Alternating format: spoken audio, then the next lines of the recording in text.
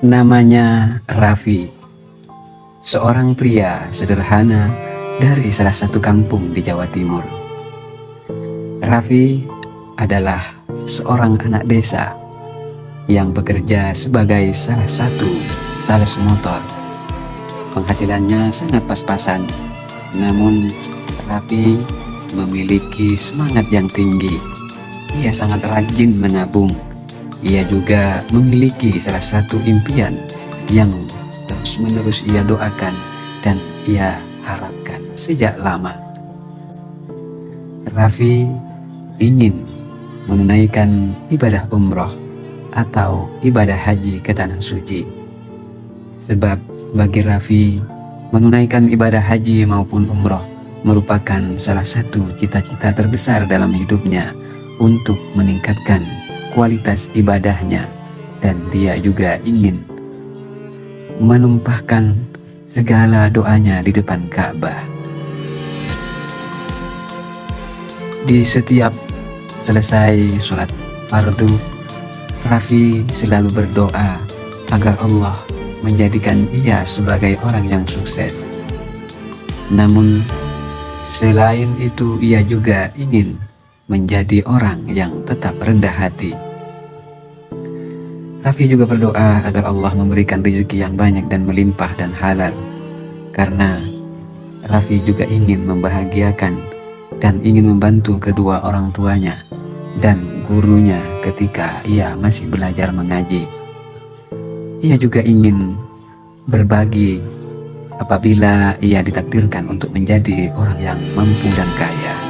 Ingin berbagi dengan sesama, utamanya dengan orang-orang di kampungnya. Raffi lahir dari keluarga sederhana di salah satu kota di Jawa Timur, tepatnya di Kabupaten Jember. Ayahnya telah lama meninggal. Ia sejak kecil diasuh dan dibesarkan oleh ibunya. Setiap hari Raffi menyisihkan sebagian penghasilannya untuk ditabung, dan hasil tabungannya ini direncanakan untuk dibawa ke Tanah Suci untuk berangkat umroh bersama ibunya. Dari hasil ia menabung, lambat laun tabungannya semakin banyak, hingga pada akhirnya ia dan ibunya mendaftarkan ke salah satu travel di Jawa Timur, dan akhirnya Raffi berhasil menabung dan ia pun berangkat menuju Tanah Suci bersama sang bunda. Kehidupan Raffi memang sangat sederhana. Setiap saat, setiap hari ia selalu membantu meringankan beban sang ibu. Ia juga anak yang berbakti. Terkadang ia meminta restu kepada ibunya meminum air cucian kaki ibunya, selalu meminta kepada ibunya agar didoakan menjadi orang yang sukses. Sang ibu pun juga selalu berdoa untuk anak sematawayangnya ini. Raffi bersama rombongan dan juga ibunya akhirnya menunaikan ibadah umroh. Ketika itu usianya sudah mendekati umur 30 tahun. Saat itu ketika berada di depan Ka'bah, ia menangis sejadi-jadinya.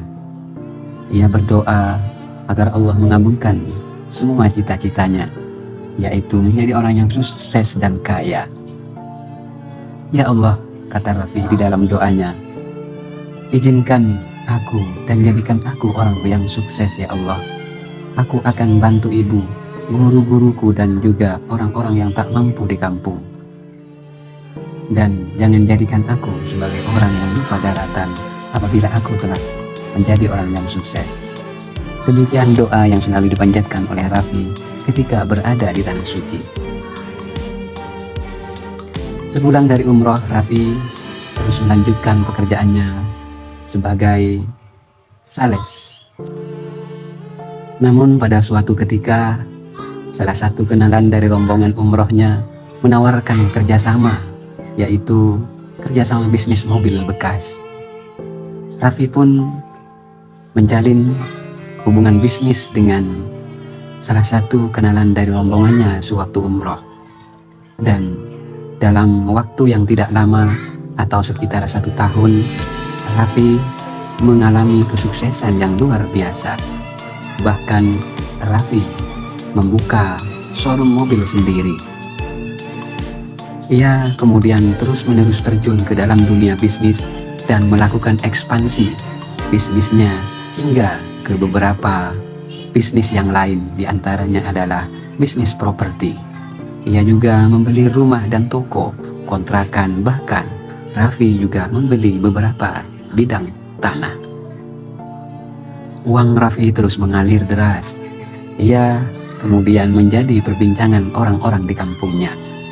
Raffi yang dulu naik motor butut, kini sudah memiliki banyak mobil. Ia memiliki Fortuner dan Alphard dan juga lainnya. Raffi yang dulu sering sholat di musola, kini mulai jarang terlihat sholat di musola sebagaimana dahulu. Bahkan kini Raffi sering nongkrong di kafe-kafe dan bersama teman-temannya yang juga kaya. Raffi mulai merasa malu dengan orang-orang di kampungnya. Ia tidak lagi memberikan sebagian hartanya kepada sesama. Bahkan ibunya yang dulu ia peluk saat berangkat umroh, kini ia mulai jarang pulang ke kampungnya, hanya sekedar menemui sang ibu. Bahkan ketika ibunya menelpon, Raffi kadang-kadang mengaku sibuk dan sedang rapat. Kadang pula ia mengatakan sedang mengerjakan proyek-proyek besar di kota. Sang ibu hanya tersenyum dengan jawaban Raffi. Sementara sang guru, Kiai Fauzan, yang juga pernah datang ke kantornya hanya untuk sekedar silaturahmi dan mendoakan muridnya itu, Raffi mengatakan kepada resepsionis bahwa ia sedang melakukan Zoom meeting dengan rekan-rekan bisnisnya. Raffi mulai melupakan dirinya, lupa ke asalnya, lupa kepada orang tuanya, lupa bersedekah, lupa memberikan sebagian hartanya kepada sesama. Ia juga jarang menemui ibunya di kampung. Ia lebih disibukkan dengan urusan bisnis dan hal-hal yang besar. Raffi juga lupa karena kesibukannya ia belum menikah di usianya yang sudah memasuki usia 35 tahun. Raffi terus mengelola bisnisnya yang terus-menerus menanjak tajam. Namun ketika usianya memasuki 40 tahun, bisnis yang dikelola Raffi mulai mengalami masalah. Salah satu partner bisnisnya kabur membawa uang Raffi sebesar 5 miliar. Bahkan showroom mobilnya ketika diaudit terkena pajak yang sangat besar. Properti yang ia bangun kemudian disita karena izinnya adalah izin palsu. Tak lama, dalam hitungan minggu, Raffi kehilangan hampir semua kekayaannya. Ia kini menjadi terpuruk. Teman-teman bisnisnya banyak yang hilang. Handphonenya tak lagi seramai dulu. Keluarganya di kota menjauh. Ia kembali ke kampung dengan pakaian sederhana dan hati yang penuh dengan luka. Ia pulang ke rumah, namun ketika sampai di rumahnya, ibunya sudah tiada. Ibunya meninggal dunia 2 minggu sebelum kepulangan Raffi. Dan saat Raffi membersihkan rumah, ia menemukan sehelai kertas di meja kecil kamar ibunya. Ada surat yang ditulis oleh sang ibu. "Raffi anakku, ibu tahu kamu sibuk. Ibu gak pernah marah, cuma kangen. Kalau suatu hari kamu membaca surat ini, pulanglah nak, dan jadikanlah seperti dahulu. Ibu sayang kamu Raffi, selalu sayang."